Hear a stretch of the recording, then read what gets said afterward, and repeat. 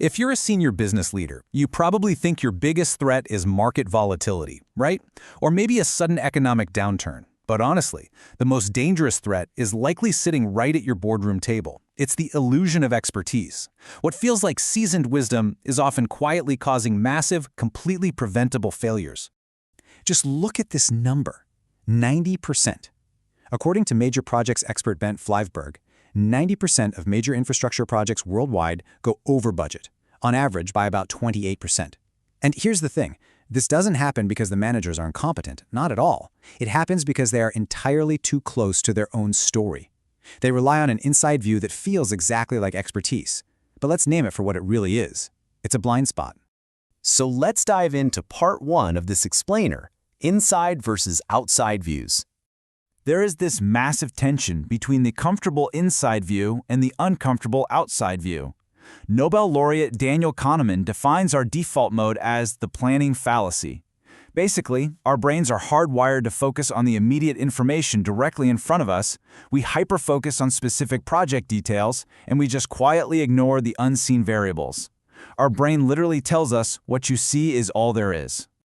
Let's ground this theory in a real boardroom scenario. Meet Sarah. She's the ambitious finance director at Red Oak Bank, and she's pushing a massive data center project because she wants the CEO job. Her inside view is confident, it's optimistic, and it's backed by a highly detailed, cohesive narrative. She genuinely believes her project is totally unique. Now, on the other side of the table is board member Sam. Sam brings the outside view. It's uncomfortable, it's non-causal, and it's purely statistical. Sam completely disregards Sarah's emotional story and looks strictly at the base rate of similar past outcomes. Sarah's cohesive inside narrative sounds fantastic, sure, but it completely blinds her to the hard reality.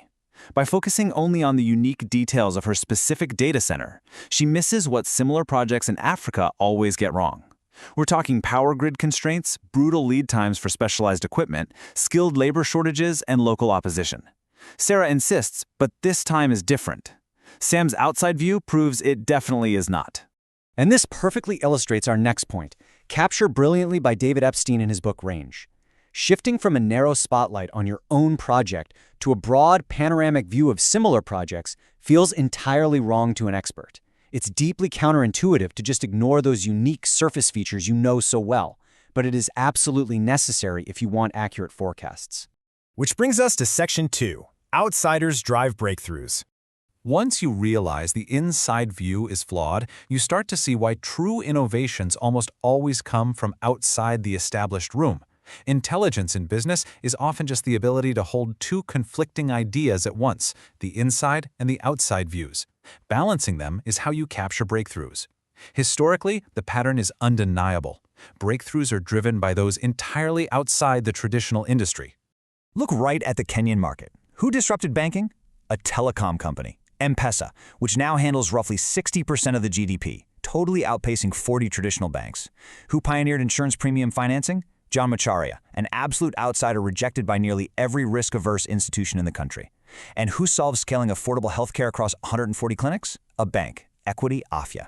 This pattern of outsider innovation isn't coincidental, it is structural. Moving on to Section 3, Familiarity is a risk.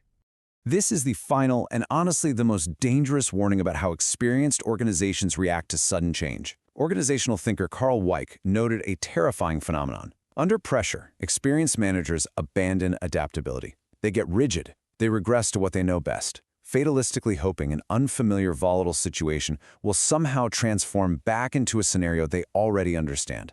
Familiarity under pressure is not wisdom. It is an extreme risk. We actually see chilling data on this from aviation accidents. When conditions outside the cockpit changed dramatically, a common and fatal pattern was the crew's decision to stubbornly continue with their original plan. Applying this to your boardroom, sticking to the familiar when the market suddenly shifts is a recipe for disaster. This leads us to our final section, the uncomfortable conversation. It's time to look in the mirror. Is your treasured boardroom alignment actually a liability? Look, management loves congruence. Everyone nodding along in unison feels like progress, and it certainly makes the meetings end faster. But if that alignment is quietly suppressing the divergent, uncomfortable outside perspective, you aren't achieving high-velocity growth. You are collectively marching toward a fatal blind spot. So, the ultimate takeaway to shatter any remaining boardroom complacency is this. What you see may not be all there is. Your deep expertise might actually be your biggest risk right now.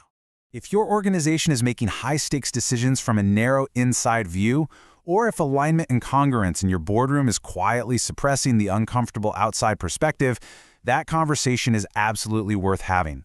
Visit www.acatalyst.co to bring the outside view into your boardroom today.